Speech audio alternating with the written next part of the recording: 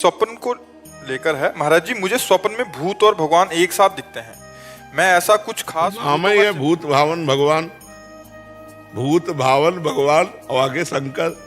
भूत जब हम उच्चारण करते तो भूत भावन भगवान, अरे वही सब है, कोई दूसरे नहीं है। वही चराचर जगत बने हुए हैं। अब हमारी बुद्धि शुद्ध नहीं है इसलिए ऐसा है। कोई भूत ऊत नहीं है, वही भगवान है, वही सब रूपों में है, उनके सिवा कुछ नहीं है। नामदेव जी के सामने भूत प्रकट हुआ तो उनका जय विठ्ठल, तो वहां विठ्ठल भगवान प्रकट हो गए। तो हम अगर भूत को भूत मानेंगे तो भूत है, नहीं तो भगवान के सिवा कोई है नहीं। और नाम जब करते हुए सोया करो, उठ पटांग के स्वप्न नहीं आएंगे। जब शयन करो तो नाम राधा राधा राधा राधा, जब तक नींद ना आवे तब तक राधा राधा राधा राधा, सो गए फिर आप देखना अच्छे स्वप्न आएंगे। ये सब इधर उधर के स्वप्न नहीं आएंगे। इधर उधर के स्वप्न आते हैं जो सोते समय बातें प्रपंच की सोचते रहते हैं।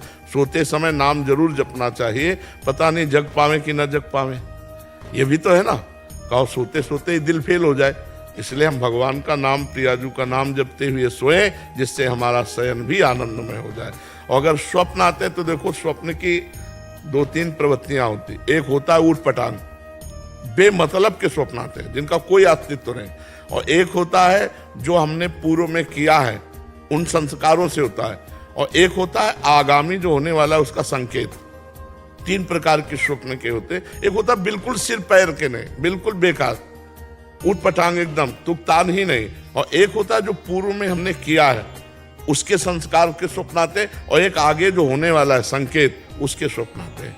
तो हमें नाम जप किया जाए, नाम जप करने का अभ्यास बनाया जाए तो हम तीनों प्रकार के स्वप्नों से बच जाए। नहीं तो कहो ऐसा स्वप्न आ जाए कि आनंदित हो, कहो ऐसा स्वप्न आ जाए कि रोना पड़े, भयभीत हो जाए। नाम जप करो तो स्वप्न भी तुम्हारा आनंदित रहे, आनंद देने वाला बनेगा। स्वप्न में भी दुख नहीं होता भक्त को, इसलिए भगवान का नाम जप करो। सुकन्या जी बिहार से। गुरुदेव, आपके चरणों में कोटि कोटि प्रणाम। गुरुदेव भगवान, मुझ पर हेतु की कृपा हुई है। महाराज जी, मुझे हर समय से ये डर लगा रहता है कि कहीं सांसारिक मोह में फंसकर मैं रास्ता ना भटक जाऊं।